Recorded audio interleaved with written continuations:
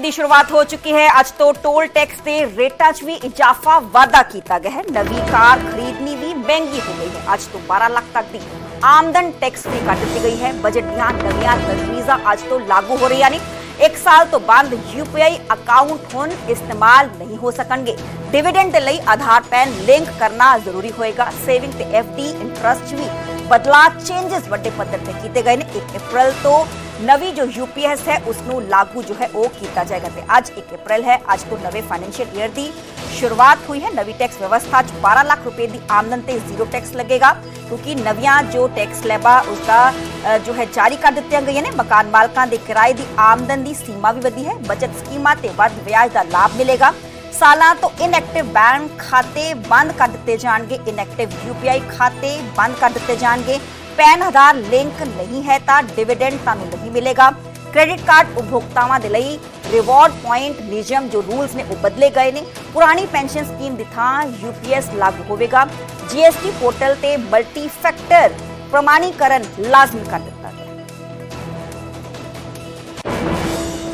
UPI की अगर हम बात करें, क्योंकि यूपीआई ज़्यादातर लोग इस्तेमाल करते हैं, तो यूपीआई में अगर आपका यूपीआई आईडी 1 साल से इनएक्टिव है तो आज के बाद वो आप कोई काम उस पर नहीं कर पाएंगे, तो आपको उसको दोबारा से चालू करना पड़ेगा। एक और यूपीआई से संबंधित बदलाव कल होने जा रहा है कि जिस फ़ोन नंबर से आपका यूपीआई लिंक्ड है, मान लीजिए फ़ोन नंबर इनएक्टिव है या आपने उसको फ़ोन नंबर से लिंक नहीं किया हुआ है, तो आपको उसको फ़ोन नंबर से एक एक्टिव फ़ोन नंबर से लिंक करना पड़ेगा। बैंक में आप फिक्स डिपॉजिट रखते हैं तो उस फिक्स डिपॉजिट के ऊपर TDS जो कटता है, टैक्स कट जाता है, उसकी एक सीमा होती है।